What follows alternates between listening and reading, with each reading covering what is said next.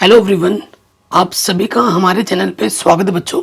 तो आज के वीडियो में मैं 5 ऐसे क्वेश्चन बताने वाला हूं जो मोस्ट रिपीटेड है और बोर्ड एग्जाम में बार बार पूछे जाते हैं। तो इन 5 क्वेश्चन को अच्छे से कर लेना, क्योंकि यहाँ से बहुत सारे क्वेश्चन आपके एग्जाम में देखने को मिलेंगे और ये सीरीज में कंटिन्यू लेके आऊँगा। तो बाकी मैंने सब कुछ बना रखा है, लिंक्स मिल जाएगी डिस्क्रिप्शन में। लाइक करने में कंजूसी मत करना, एक लाइक तो कर ही देना। सबसे पहला क्वेश्चन जो हर साल एग्जाम में आता है वो है माध्यक, जिसे हिंदी में माध्यिका भी कहते हैं ना, वो निकालने के लिए हर साल आता है एग्जाम में। प्रश्न क्या है, निम्नलिखित बारंबारता बंटन के लिए माध्यक ज्ञात कीजिए। ठीक है, माध्यक को अंग्रेजी में मीडियन कहते हैं। तो ये हमारा वर्ग अंतराल है और ये हमारी बारंबारता है। तो सबसे पहले जब हम माध्यक निकालेंगे या जिसे माध्यिका कहते हैं वो निकालेंगे, तो पहली चीज हमें क्या देखनी पड़ेगी, वर्ग अंतराल। 30 पे खत्म हो रहा है, 30 से शुरू होना चाहिए। 40 पे खत्म हो रहा है, 40 से शुरू होना चाहिए। 50 पे खत्म हो रहा है, 50 से शुरू होना चाहिए। तो वर्ग अंतराल हमारे सही है, इसमें कोई दिक्कत नहीं है। अब हम आ जाएंगे, पहले क्या बनाते हम सारणी बनाते, तो वो सारणी हम पहले बना लेते हैं फटाफट। ठीक है, ये लाइनिंग खींचूंगा, ये वर्ग अंतराल के लिए, ये बारंबारता के लिए और ये हमारे संचय बारंबारता के लिए। ठीक है, अब यहाँ लिख देंगे, यहाँ हम लिख देंगे वर्ग अंतराल। ठीक, यहाँ हम लिखेंगे बारंबारता को F से दर्शाते और संचय बारंबारता को CF। ठीक है, कोई दिक्कत नहीं है। वर्ग अंतराल क्या है, 20 से 30, 30 से 40, 40 से 50, 50 से 60, 60 से 70, 70 से 80, 80 से 90 और 90 से 100। ठीक है, यहाँ तक आ गया। अब इसको थोड़ा आगे बढ़ा देते हैं। ये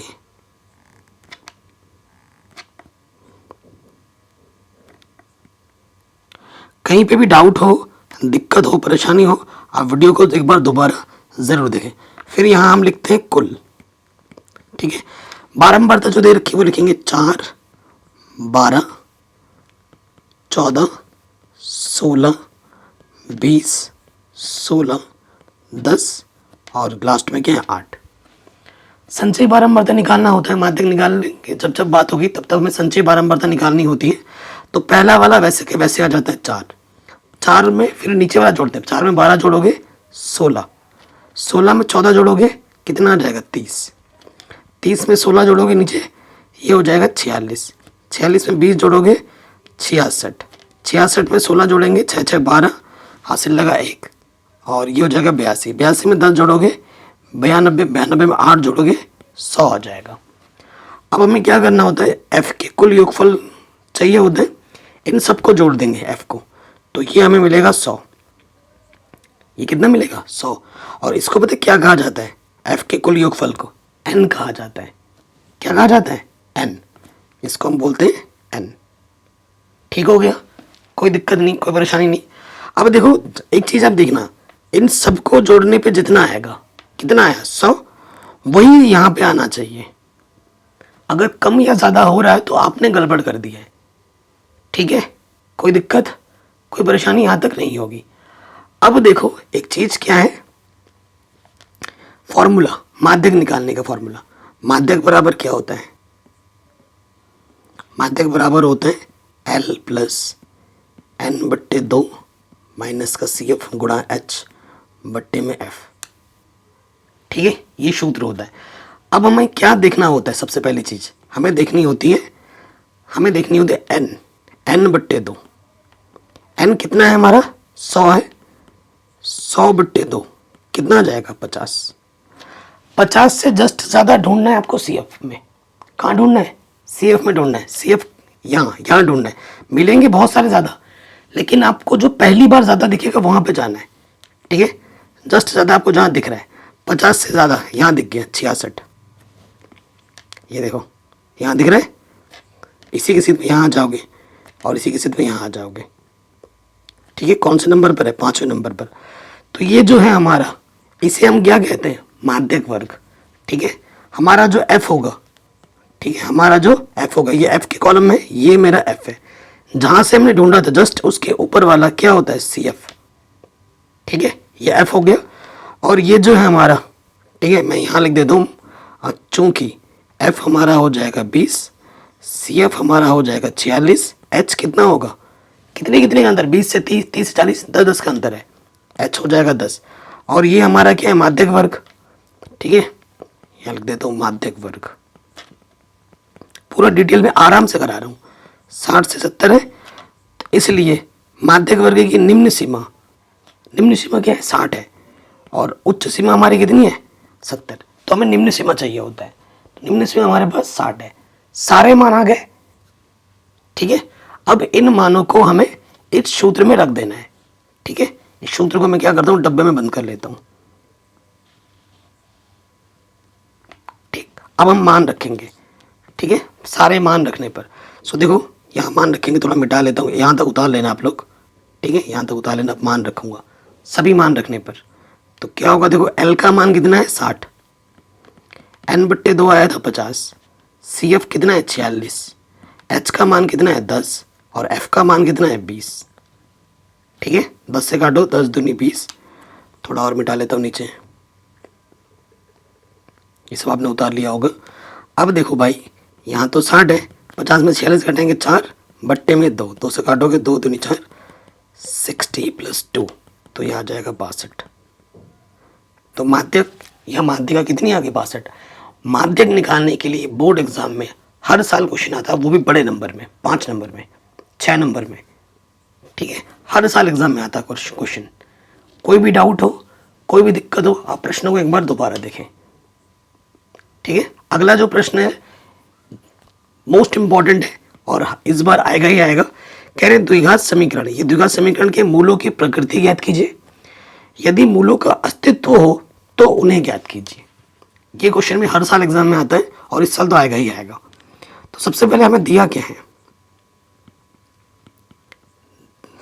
दिया है द्विघात समीकरण। जैसे एग्जाम में लिखना है ना, बिल्कुल वैसे लिखवा रहा हूँ।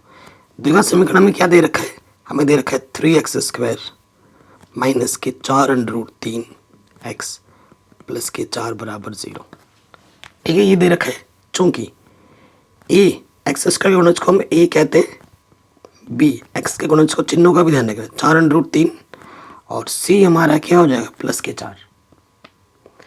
प्रकृति बोलिए, मूलों की प्रकृति के लिए, तो यहाँ लिखेंगे मूलों की प्रकृति के लिए,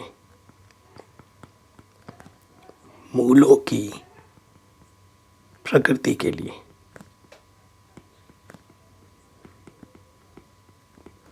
तो मूलों की प्रकृति के लिए क्या होता है, सूत्र आपको पता ही है, सूत्र आपको पता हो, हमें निकालना हो तो विविक्तीकरण, d बराबर सूत्र होता है b² माइनस के 4ac, ठीक है। b का मान कितना है, माइनस के 4√3, और 4, a का मान है 3, और c का मान है 4। माइनस का वर्ग करोगे तो प्लस हो जाता है, 4 का वर्ग 16, 3 का वर्ग करेंगे तो अंडर हट जाएगा, √3 का वर्ग करेंगे तो 3 आ जाएगा, 4 चौको 16 गुणे 3, ये प्लस का, ये माइनस का, घट के क्या आ जाएगा, 0। तो d का मान हमारे पास कितना आ गया, 0 आ गया।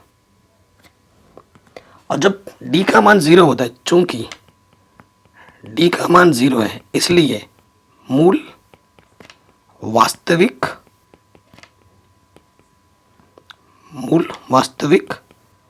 तथा समान होंगे। दोनों के दोनों मूल जो होंगे वो क्या होंगे, समान होंगे। जब d का मान 0 होता है ना, तो मूल वास्तविक होता है, और मूलों का मान जो होता है दोनों के दोनों वो समान होता है। अगर d का मान प्लस में आएगा तो मूल वास्तविक और भिन्न भिन्न होता है, अगर d का मान माइनस आएगा तो कोई वास्तविक मूल नहीं होता है। अब ये तो पता चल गया मूलों की प्रकृति के बारे। अब इसको हल भी करना है। जब कभी भी आप प्रकृति निकालो, विविक्तीकरण निकाल रहे हो, तो उसको हल करने के लिए जो सबसे बेस्ट विधि होती है वो होती है श्रीधराचार्य का नियम, द्विघाती सूत्र, ठीक है। अब यहाँ तक स्क्रीनशॉट ले लो, आगे काम करते हैं। डी का मान 0 है, इस चीज़ का ध्यान रखना। आगे फिर से यही सब लिखना होगा दोबारा अगले स्टेप में। यहाँ लिखेंगे द्विघाती सूत्र से या श्रीधराचार्य के नियम से, द्विघात सूत्र से। द्विघात सूत्र x बराबर होता है माइनस का b प्लस माइनस √d बट्टे में 2a, ठीक। सो देखो इस प्रश्न में b का मान है माइनस के 4√3, d अभी विविक्तीकरण निकाला था 0, तो a का मान कितना है 3, तो नेगेटिव नेगेटिव क्या हो जाता है पॉजिटिव 4√3, और 0 का वर्गमूल क्या होता है 0, नीचे आगे 2 3 6। किसी भी संख्या में आप 0 जोड़ो या घटाओ वही रहता है, तो ऊपर आ जाएगा 4√3, नीचे 6, 2 3 6, 2 3 4। तो x का जो मान आ गया वो है 2√3 बट्टे में 3। इसको और सरल मत करना क्योंकि बट्टे में कभी अंडर छोड़ा नहीं जाता है। ये x का मान आ गया और यहाँ लिख देंगे हम ट्वाइस, क्योंकि ये जो x का मान है वो 2 बार है, क्योंकि मूल समान होते हैं, दोनों x के मान यही होंगे। कोई डाउट, कोई दिक्कत हो आप प्रश्न को दोबारा देखें। अगर आप कहोगे ऐसे सीरीज में लेके आऊँगा, ये 5 क्वेश्चन कराऊंगा जो बार बार एग्जाम में पूछे जाते हैं और आपको एग्जाम में देखने को भी मिलेगा जब आप बोर्ड एग्जाम दोगे। और मैं आपसे बड़े भाई होने के नाते, दोस्त के नाते एक चीज़ बोलूँगा, एनसीईआरटी पे ज़्यादा जोर लगाओ। एनसीईआरटी के उदाहरण, एनसीईआरटी के प्रश्नावली के प्रश्न, इनको पहले अच्छे से करो, उसके बाद विगत वर्षों के प्रश्न पत्र करो, ठीक है, कम से कम 5 साल के। अगला जो क्वेश्चन है वो बहुत इंपॉर्टेंट है और हर साल एग्जाम में आता है, ठीक है। ये इस वीडियो में मैंने इसको लिया है, हो सकता है एक्स अक्ष या वाई अक्ष के लिए भी बोलते हैं, लेकिन आता ज़रूर है। ये क्वेश्चन क्या बोल रहे हैं, बिंदुओं इतने और इतने को जोड़ने वाले रेखाखंड को बिंदु ये किस अनुपात में विभाजित करता है। मैं चित्र बना के दिखाऊं। हमारे पास एक रेखाखंड है, ये रेखाखंड है जिसके जो बिंदु है ना, ये बिंदु ए है जो कि -3, 10 और ये बिंदु बी है जिसके निर्देशांक है 6, -8। एक बिंदु यहाँ कहीं पर है पी में और वो बिंदु है -1, 6। तो ये बिंदु क्या हुआ, ये जो पी बिंदु है ये हमारा विभाजन बिंदु है, ठीक, जो इसको किस अनुपात में व्यक्त कर रहा है, m1 अनुपात m2 में। यहां से लेकर यहां तक m1 और यहां से लेकर यहां तक m2, ठीक है जी। ये है हमारे पास। अब क्या है, किस अनुपात में व्यक्त करा वो हमें निकालना है। तो एग्जाम में क्या लिखोगे, माना यह m1 अनुपात m2 में विभक्त कर रहा है,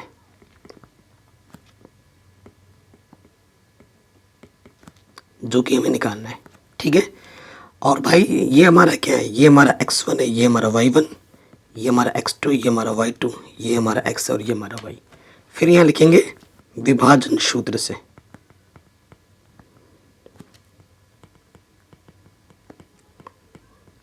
ठीक है। फिर हम क्या लिखेंगे, विभाजन सूत्र से। आप x को लेके भी चल सकते हो और y को लेके भी चल सकते हो यहाँ से, क्योंकि दोनों के अंक मान पता है। x लेता हूँ, x का सूत्र क्या होता है, m1 x2 plus m2 x1 बट्टे में होता है m1 प्लस m2, ठीक है। अब हम मान रखेंगे सभी मानों को। x का मान क्या है हमारे पास, -1, m1 का मान पता नहीं, x2 का मान है -8, m2 का मान पता नहीं, x1 का मान है -3 बट्टे में m1 plus m2।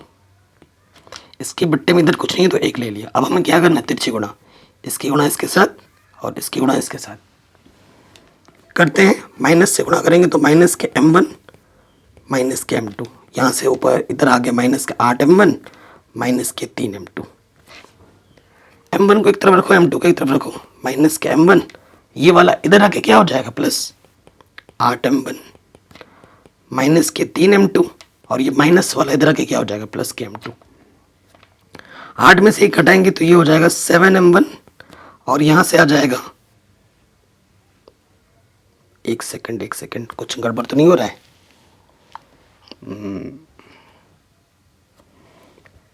m1 x2, हाँ गड़बड़ हो रहा है भाई। देखो मैंने यहाँ पर 8 रख दिया, y2 रख दिया है, छोटी सी गलती क्वेश्चन को ले डूबती है। देखो यहाँ पर, ठीक है, यहाँ पर प्रश्न में क्या आएगा, x2 6 है ना, तो ये 6m1 आएगा, ये प्लस के 6 था, ठीक है। छोटी सी गलती क्वेश्चन को ले डूबती है। चलो दोबारा करते हैं, यहाँ से देखिए, माफ़ी चाहता हूँ मैं आप लोगों से, थोड़ी सी गड़बड़ हो गई। तो यहाँ आपका गुणा करेंगे माइनस के m1 माइनस के m2, ये सही है, और इधर आपका है 6m1 माइनस के 3m2, ठीक है।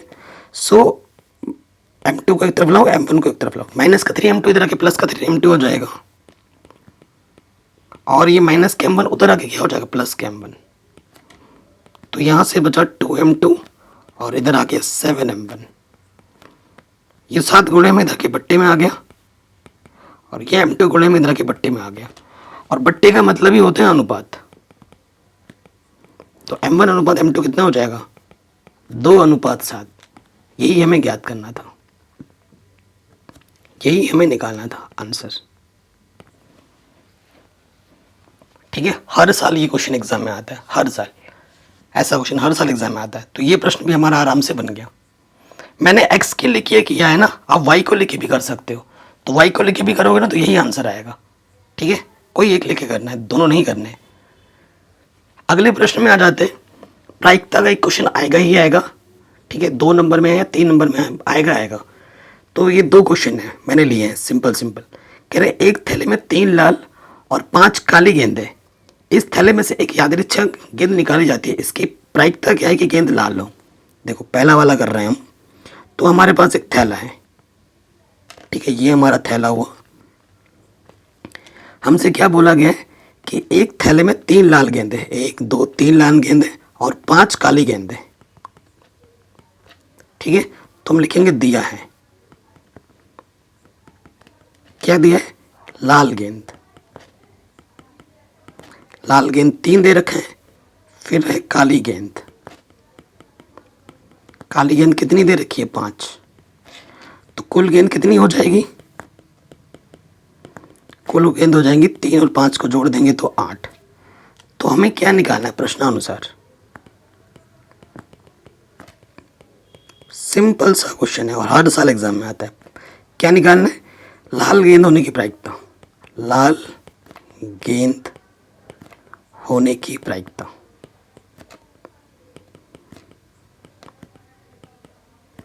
ठीक है, आईपैड पे यार राइटिंग नहीं बनती है। प्रायिकता का सूत्र क्या होता है, संभव परिणाम बट्टे में कुल परिणाम।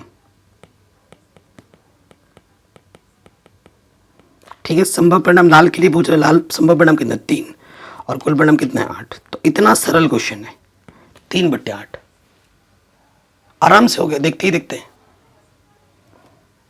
ठीक है जी, कोई डाउट, कोई दिक्कत नहीं होगी। ये प्रश्न हो गया। अगला प्रश्न है, 52 पत्तों की अच्छी प्रकार से फेंटी गई गड्डी से एक पत्ता निकाला जाता है। लाल रंग के बादशाह को प्राप्त करने की प्रायिकता बतानी है। लाल रंग का बादशाह, सो देखो गड्डी जो होती है, ठीक है, गड्डी है हमारे पास जिसमें कुल पत्ते होते हैं 52। ठीक है, कुल पत्ते 52 होते हैं और इसकी 2 कैटेगरी होती है। कितनी कैटेगरी होती है, 2। एक आपका होता है काला, ठीक है, और एक आपका होता है लाल। लाल में 26 पत्ते होते हैं और काले में भी 26 पत्ते होते हैं और इनकी भी 2 कैटेगरी होती है। ठीक है, इनकी भी 2 कैटेगरी होती है। इसमें 13 पत्ते होते हैं, इसमें भी 13 पत्ते होते हैं, इसमें भी 13 पत्ते होते हैं और इसमें भी 13 पत्ते होते हैं। ठीक है, हमसे क्या, और हमसे बोल रहे हैं लाल रंग के बादशाह, हर कैटेगरी के पास एक बादशाह, इसके पास है, इसके पास है, इसके पास है, इसके पास है। चूंकि लाल रंग का बादशाह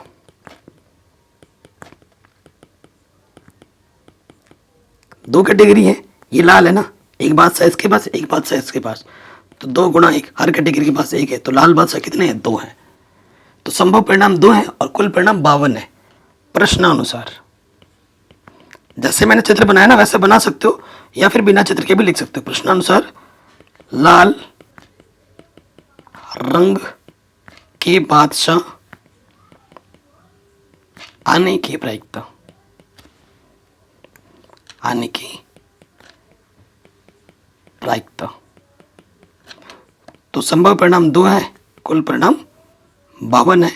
2 1 कम 2, 2 दूनी 4, 2 छंग 12। सो आंसर आ जाएगा 1/26। इतना आसान प्रश्न है, इतना इजी प्रश्न है, आराम से हो गया, कोई डाउट नहीं होगा। आगे बढ़ते हैं। ये क्वेश्चन हर साल एग्जाम में पूछाता है, हर साल आता ही आता है, ये तो गारंटी में बोल रहा हूँ। पिछले कई सालों से आ रहा है, बार बार आ रहा है, हर बोर्ड में आता है। ये जो भी क्वेश्चन करा रहा हूँ ना, किसी स्पेशल बोर्ड के लिए नहीं है, सभी हिंदी माध्यम के विद्यार्थी के लिए इंपॉर्टेंट है और हर साल एग्जाम में आता है। ठीक है, अगर मेरी बात पे विश्वास नहीं है, आप कोई से भी पेपर उठाओ और खोल के देख लो, ऐसे प्रश्न आ रहे हैं कि नहीं आ रहे।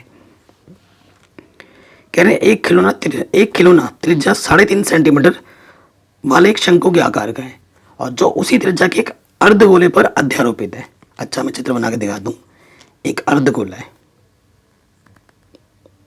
ये अर्धगोला है, इसके ऊपर एक शंकु अध्यारोपित है। अध्यारोपित, जब भी वर्ड अध्यारोपित होगा तो समझ लो इस गोले के ऊपर एक शंकु है, तो गोले और शंकु की जो त्रिज्या होगी वो सेम टू सेम होगी।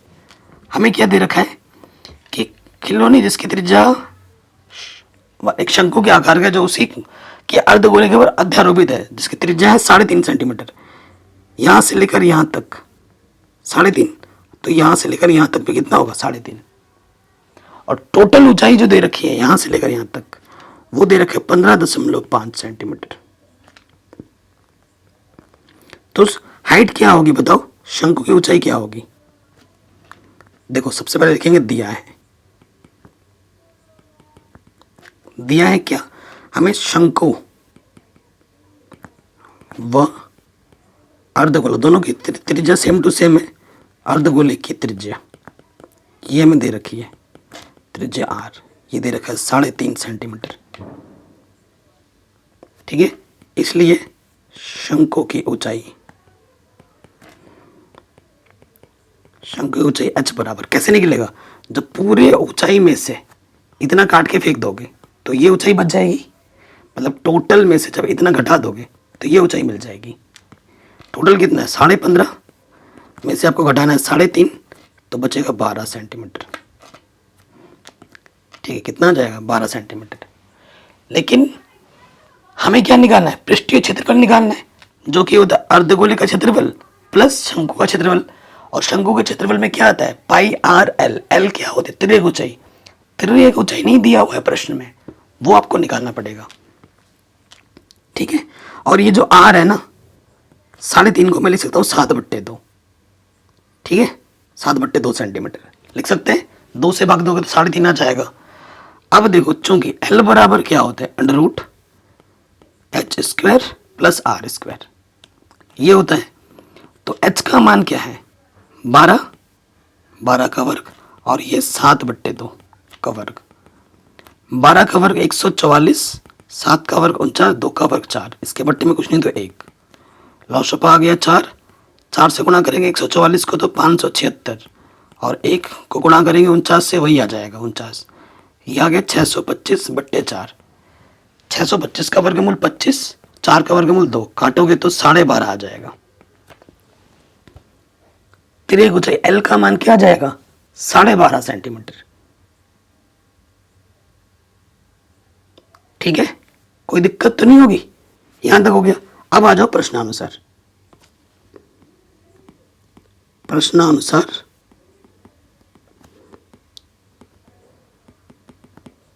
खिलौने का संपूर्ण पृष्ठीय क्षेत्रफल वो क्या होगा, अर्धगोले का क्षेत्रफल, ये अर्धगोला है और ये ऊपर क्या शंकु है, प्लस शंकु का क्षेत्रफल। ठीक, सूत्र आपको पता होगा, अर्धगोले का क्षेत्रफल क्या होता है 2/3, सॉरी क्षेत्रफल है ना 2πr², और शंकु का होता है πrl। तो πr ओपनिस्ट है, πr बाहर निकालेंगे, यहाँ से आएगा 2r और यहाँ से बचेगा l। पाई का मान कुछ नहीं बोला है तो 22/7 रखेंगे। r का मान हमारे पास 7/2 है, r 7/2, l का मान 12.5। ठीक है, आगे हल करते हैं। 7 से 7 कटा, 2 से काटेंगे 2 एकम 2 एकम 11, 2 से 2 कटा 7 + 12.5, 11 गुणा 19.5, 11 से गुणा करो 11 बचे 55, हासिल लगा 5, 11 नम 99 और 5 104। ठीक है, 10, 11 एकम 11 और 10 21, आंसर आ जाएगा 214.5 सेंटीमीटर स्क्वायर। ठीक है, ये हमें हमारा उत्तर आराम से मिल जाएगा। कोई भी डाउट हो, कोई भी दिक्कत हो, आप प्रश्नों को एक बार दोबारा ज़रूर देखें। ठीक है, आगे बढ़ते हैं अगले प्रश्न की, और ये हमारा आखिरी प्रश्न है, क्योंकि चैप्टर नंबर 9 से एक प्रश्न हर साल एग्जाम में आता है, 5 नंबर में या फिर 6 नंबर में आएगा ही आएगा, 100% गारंटी है, बड़े नंबर में आएगा। तो यहाँ दो प्रश्न लिए हैं जो कि बोर्ड एग्जाम में बार बार पूछे जाते हैं। तो सबसे पहले पहले प्रश्न को हम करते हैं, ठीक है। देखो थोड़ा बड़ा कर लेते हैं। प्रश्न हमसे क्या बोल रहे हैं, ढंग से पढ़ना। हमसे बोल रहा है 7 मीटर ऊंचे भवन के शिखर से एक केबल टावर के शिखर का जो उन्नयन कोण है वो 60 डिग्री है और उसके बाद का जो अवनमन कोण है 45 है। टावर की ऊंचाई ज्ञात कीजिए। एक हमारे पास घर है 7 मीटर, ये घर है 7 मीटर और ये हमारा एक केबल टावर है। दोनों हवा में तो लटकेंगे नहीं, ज़मीन पर है और ये हमारी ज़मीन है। इसकी जो ऊंचाई बोली है 7 मीटर है। तो कह रहे हैं 7 मीटर ऊंचे भवन के शिखर से केबल टावर के शिखर का जो उन्नयन कोण है यहाँ से लेकर यहाँ तक वो 60 डिग्री है। उन्नयन बनाने के लिए इसके समांतर मुझे यहाँ से रेखा लेनी पड़ेगी। ये दे रखा है 60 डिग्री और उसी टावर के पाद के उसी बिंदु से जो अवनमन कोण है वो 45 है। यहाँ पर अवनमन कोण कितना है, 45 है। ऊपर से नीचे देखने पे जो कोण बनता है वो 45 होता है, यहाँ पर 45 है। ठीक, तो देखो दोस्त, अगर ये 7 है तो ये भी कितना होगा, 7 होगा। और ये पूरा टावर है। टावर की ऊंचाई अगर निकालनी है तो इतना प्लस इतना हमें चाहिए। सो देखो अगर ये 7 है तो ये भी यहाँ से लेकर यहाँ तक 7 होगा। नाम दे दो इसका A B C D E। ठीक, तो मान लेते हैं कि ये जो ऊंचाई है, माना AD, ये जो ऊंचाई है H है। अगर H मुझे मिल जाता है, यहाँ से लेकर यहाँ तक H मुझे मिल जाता है, H में मैं जैसे ही 7 जोड़ूंगा टावर की ऊंचाई आ जाएगी। प्रश्न पढ़ा, चित्र बनाया। अब क्वेश्चन हल हो जाएगा आराम से। जब चित्र बनाओगे ना तो 2 समकोण त्रिभुज तुम्हें मिलेगा, उनको हल कर लेना, आंसर आ जाएगा। एक तो तुम्हें यहाँ मिला और एक यहाँ मिला। नियम क्या कहता है, एक भुजा तुम्हें दी हुई होती है और एक भुजा तुम्हें निकालनी होती है। तो ये दो तो हमें निकालनी है, दी ये वाली है, ठीक है। तो इसमें और इसमें कोई संबंध तो बनेगा नहीं। तो जब ये वाला समकोण त्रिभुज तुम लोगे, ये दिया हुआ है, तो दूसरी भुजा तुम कौन सी लोगे, तो दूसरी भुजा मुझे ये वाली लेनी पड़ेगी, क्योंकि ये जो मान इसका होगा वही मान इसका होगा। जब ऐसी स्थिति आती है ना तो हमें वो भुजा लेनी होती है जो दोनों भुजाओं में, दोनों समकोण त्रिभुज में उभयनिष्ठ हो। ठीक, तो देखो सबसे पहले छोटे वाले त्रिभुज में आ जाते हैं। त्रिभुज ABC में समकोण त्रिभुज है, ये पता है, और इसको मान को मैं x मान लेता हूं। देखो AB पता है और BC निकालना है। कोण के सामने वाली भुजा क्या होती है, लंब, और ये हमारा आधार, क्योंकि नवभुज के सामने वाली भुजा क्या होती है, कर्ण। लंब बट्टे आधार क्या होता है, tan थीटा, और थीटा हमारे पास कितना है, 45। AB का मान हमारे पास 7 है और BC हमने x माना है। tan 45 का मान 1 होता है, x एकम x, तो x का मान आ गया 7। जहां जरूरत पड़ेगी हम इसका प्रयोग करेंगे। देखो दोस्त, अगर ये x है तो यहां से लेकर यहां तक ये भी x है, ठीक है। अब आ जाओ दूसरे समकोण त्रिभुज में। देखो त्रिभुज ADE में ये निकालना है, और ये अब की बार तुम्हें पता है, x का मान तुमने निकाल दिया है, चूंकि AD बट्टे में है AD। ठीक, फिर से देखो कोण के सामने वाली भुजा क्या होती है, लंब, और ये आधार, लंब बट्टे आधार tan थीटा, और थीटा कितना है, 60। AD हमने h माना है और AD हमने x माना है। tan 60 का मान √3, ये बट्टे में रखे गुणे में आ जाएगा, और x का मान हमें तो पहले से ही पता है कितना, 7 रख दो यहाँ पर, तो h का मान आ गया 7 √3। लेकिन हमें टावर की ऊंचाई निकालनी है, इसलिए टावर की ऊंचाई वो क्या होगी, h प्लस 7, h का मान है 7 √3, और ये 7 उभयनिष्ठ है दोनों से, 7 बाहर आ गया, यहाँ √3 बचा, 7 एकम 7। तो जो टावर की ऊंचाई होगी वो होगी 7 √3 प्लस 1, ठीक है।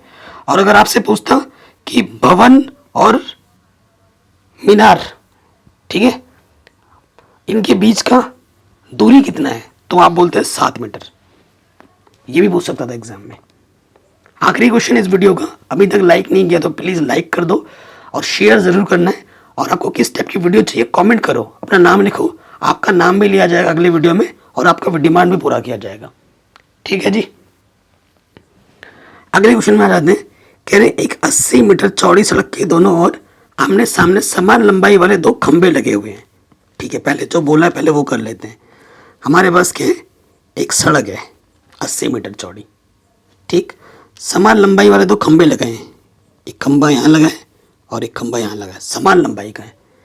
ठीक है, अगर इसकी ऊंचाई h है ना तो इसकी ऊंचाई भी h होगी और इसकी जो टोटल चौड़ाई बोली है सड़क की वो है 80 मीटर, यहाँ से लेकर यहाँ तक। ठीक है, यहाँ से लेकर यहाँ तक चौड़ाई कितनी है, 80 मीटर बोली है। कह रहे हैं सड़क पर एक बिंदु लेनी है आपको। मैंने एक बिंदु ले लिया यहाँ पर, उस बिंदु का नाम मैंने P दे दिया।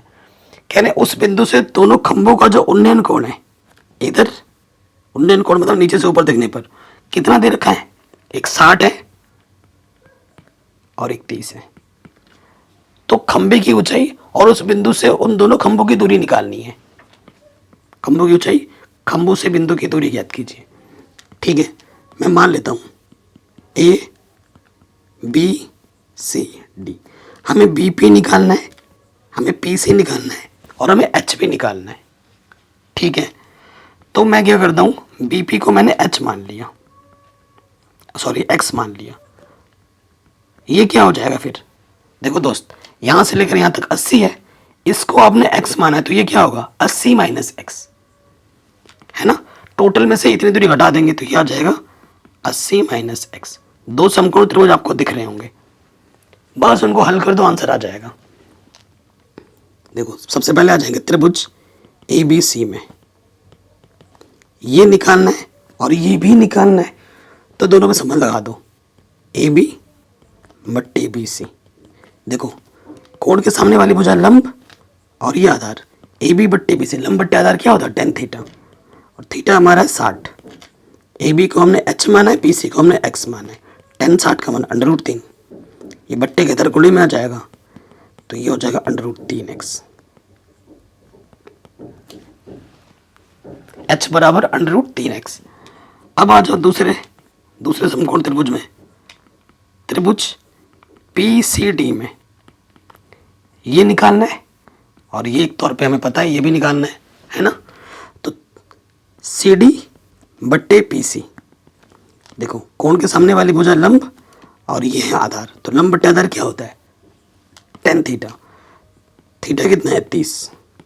CD हमने H माना है और PC हमारा है 80 माइनस के X, tan 30 का मान 1/√3। त्रिज्या गुणा कर दो, ये आ जाएगा √3h और 80 माइनस X को 1 से गुणा करेंगे तो वही रहेगा, क्योंकि किसी भी संख्या को 1 से गुणा करते हैं वही रहता है। ठीक हो गया। अब देखो थोड़ा आगे हल करेंगे, ठीक, और गुणा करेंगे तो मैं यहाँ से h का मान यहाँ रख सकता हूँ। h का मान कितना है √3x और इधर है 80 माइनस के x। √3 गुणा √3 सिर्फ 3 आ जाएगा और माइनस का x इधर आ गया प्लस का x, ये हो गया 80। 3x में एक x जोड़ेंगे तो 4x, ये आ गया 80। 4 गुणे में इधर के भट्टी में आ गया 4 दूनी 0, तो x का मान आ गया 20। ठीक है, हमें BP निकालना, उस P बिंदु से दोनों खंभों की दूरी, तो हमें BP निकालना था। BP को हमने x माना था, तो एक 20 मीटर और दूसरा हमें निकालना PC जो कि 80 माइनस के x, x का मान 20 तो वो आ जाएगा 60 मीटर। ये 2 आंसर आ गए पहले। उस बिंदु से दोनों खंभों की दूरी, एक 20 मीटर है और एक 60 मीटर पे, ये पता चल गया। अब हमें ये h भी निकालना है, तो देखो चूंकि h बराबर हमारे पास क्या है x √3 और x का मान अभी हमने निकाला है 20, रख दो, तो जो खंभे की ऊंचाई होगी दोनों वो होगी 20 √3 मीटर। आराम से हो गया। तो आज के वीडियो में मैंने आपको 5 मोस्ट इंपॉर्टेंट क्वेश्चन बताए, मोस्ट रिपीटेड, जो कि बोर्ड एग्जाम में बार बार पूछे जाते हैं। वीडियो कैसी लगी आप हमें कमेंट करके ज़रूर बताएं और इस वीडियो को हर जगह शेयर करें। ये पार्ट 1 था। ऐसे अगर आपको वीडियो और चाहिए तो इस वीडियो को लाइक करके शेयर ज़रूर कर देना और डिस्क्रिप्शन ज़रूर चेक कर लो। जय हिंद, मिलते हैं आपसे नए वीडियो में, तब तक आप अपना ख्याल रखिए।